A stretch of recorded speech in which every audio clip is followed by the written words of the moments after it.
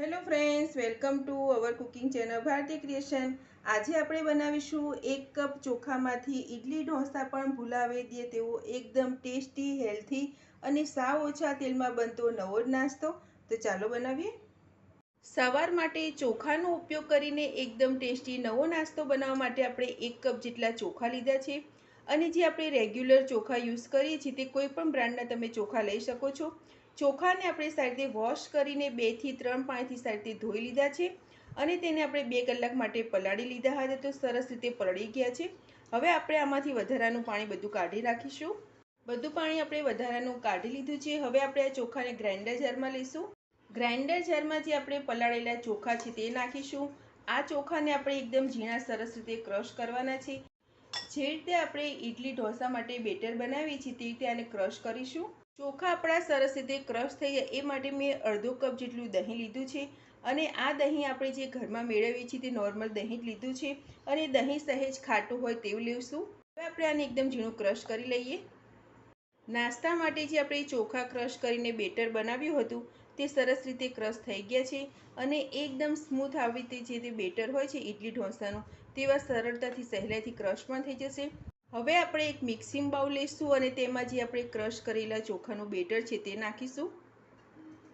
ચોખાના બેટરને સારી રીતે બાઇન્ડિંગ આપવા માટે આપણે 3 થી 4 ચમચી જેટલો સોજી લઈશું, જે આપણે ઉપમા બનાવવા માટે ઉપયોગમાં લઈએ છીએ તે, અને સોજીને આપણે આમાં સરસ રીતે મિક્સ કરી દઈશું। આપણે પાણીનો ઉપયોગ કરવાનો નથી, આપણે પહેલેથી દહીં મિક્સ કરીને રાખ્યું છે એટલે સોજી આમાં સરસ રીતે મિક્સ થઈ જશે। સોજીને આપણે આમાં સરસ રીતે મિક્સ કરી દીધો છે। સોજીના એક પણ લમ્સ આમાં દેખાતા નથી અને આપણું બેટર પણ સરસ રીતે તૈયાર થઈ ગયું છે। આપણે બેટરને આટલું ઘટ્ટ જ રાખીશું।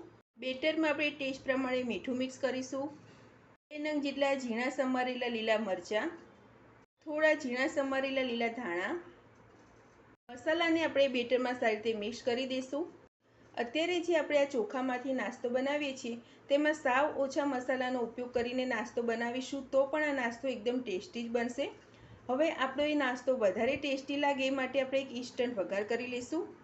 વઘાર કરવા માટે આપણે 1 ચમચી જેટલું તેલ સરસ રીતે ગરમ કર્યું છે, તેની અંદર હવે આપણે અડધી ચમચી જેટલી રાઈ નાખીશું અને રાઈ બધી સરસ રીતે ફૂટી જાય પછી તેમાં આપણે અડધી ચમચી જેટલું જીરું મિક્સ કરીશું, સહેજ પિંચ જેટલી હિંગ અને જે આપણે વઘાર તૈયાર કર્યો છે તેને આ બેટરમાં નાખીશું।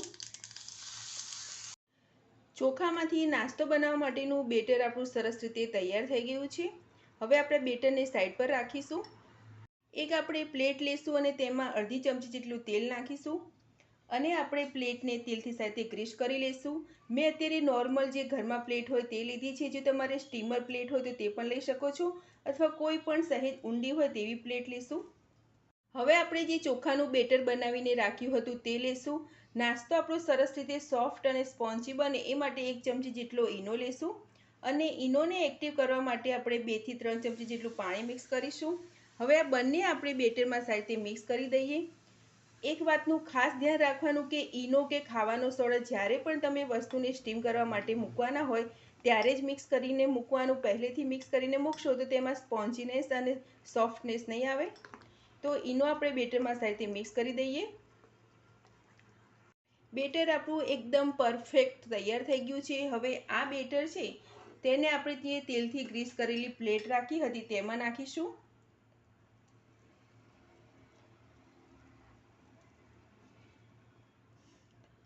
અને તે જે પ્લેટ છે તેને આપણે સહેજ ટેપ કરી લઈશું જેથી બેટર છે તે આખી પ્લેટમાં સરસ રીતે સ્પ્રેડ થઈ જાય। તેની ઉપર સહેજ આપણે સાંભાર મસાલો સ્પ્રિંકલ કરીશું। અત્યારે મેં સાંભાર મસાલો લીધો છે, તેની જગ્યાએ તમે પાઉંભાજી મસાલો, લાલ મરચું પાવડર તેમજ પોળી મસાલો પણ યુઝ કરી શકો છો અને તેના વગર પણ બનાવી શકો છો। જેમાં આપણે નાસ્તાને સ્ટીમ કરવા માટે મૂકવાનો છે તે સ્ટીમર સરસ રીતે ગરમ થઈ ગયું છે। તેમાં હવે આપણે તૈયાર કરેલી પ્લેટ મૂકીશું અને હાઈ ટુ મીડિયમ ફ્લેમ પર આ પ્લેટને આપણે 15 થી 20 મિનિટ માટે સ્ટીમ કરી લઈએ। નાસ્તો આપણો સ્ટીમ થાય છે ત્યાં સુધી તેની સાથે ખાવા માટેની આપણે એક ઇન્સ્ટન્ટ ચટણી બનાવી લઈએ। એ માટે આપણે થોડું ઝીણું સમારેલું લીલું ફ્રેશ નાળિયેર લઈશું, 2 ચમચી જેટલા શેકેલા દાળિયા, અત્યારે મેં દાળિયાની દાળ લીધી છે તેની જગ્યાએ તમે સિંગદાણા પણ લઈ શકો છો, 1 નંગ લીલું મરચું, થોડા રફલી કટ કરેલા લીલા ધાણા, અડધી ચમચી જેટલું જીરું, ટેસ્ટ પ્રમાણે મીઠું મિક્સ કરીશું. બધું સરસ રીતે ક્રશ થઈ જાય તે માટે 2 થી 3 ચમચી જેટલું પાણી મિક્સ કરીશું. હવે આપણે આને એકદમ ઝીણું ક્રશ કરી લઈએ. અત્યારે મેં લસણનો ઉપયોગ કર્યો નથી, પરંતુ જો તમને લસણ ચટણીમાં ફાવતું હોય તો તમે આમાં લસણ પણ મિક્સ કરી શકો છો. તો આપણે અત્યારે જે ઇન્સ્ટન્ટ ચટણી બનાવી છે તે સરસ રીતે ક્રશ થઈ ગઈ છે.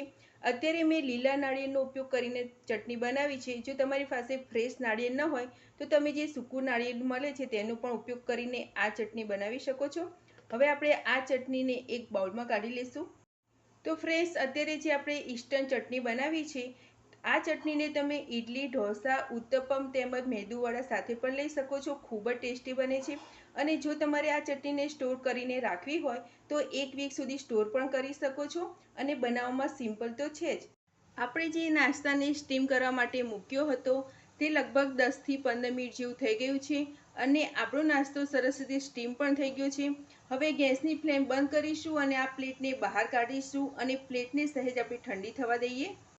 પ્લેટ આપણી સરસ રીતે ઠંડી થઈ ગઈ છે. હવે આપણે આને કટ કરીશું. તમને જે શેપમાં ગમે તે શેપમાં તમે તેને કટ કરી શકો છો. અત્યારે આપણે જે રીતે પિઝાની સ્લાઇસ હોય છે તે શેપમાં કટ કરીશું. તમે આને નાના નાના સ્ક્વેરમાં પણ કટ કરી શકો છો. આપણે નાસ્તાને સરસ રીતે કટ કરી લીધો છે અને આપણે જોશું તો આ નાસ્તો છે એકદમ સરસ રીતે સોફ્ટ, સ્પોન્જી અને ખૂબ જ ટેસ્ટી બન્યો છે. તો હવે આપણે આ નાસ્તાને સર્વિંગ પ્લેટમાં સર્વ કરીશું. તો ફ્રેન્ડ્સ, તૈયાર છે 1 કપ ચોખામાંથી બનતો એકદમ ટેસ્ટી, હેલ્થી અને નવો જ નાસ્તો. આ નાસ્તાને મેં અત્યારે બનાવેલી ઇન્સ્ટન્ટ ચટણી જોડે સર્વ કર્યો છે. તેમજ તમે તેને ગ્રીન ચટણી સાથે પણ લઈ શકો છો અને ચા સાથે પણ આ નાસ્તો એટલો જ ટેસ્ટી લાગે છે. બાળકોને લંચ બોક્સમાં તેમજ ટિફિન બોક્સમાં પણ આ એકદમ હેલ્થી અને ટેસ્ટી નાસ્તો તમે આપી શકો છો.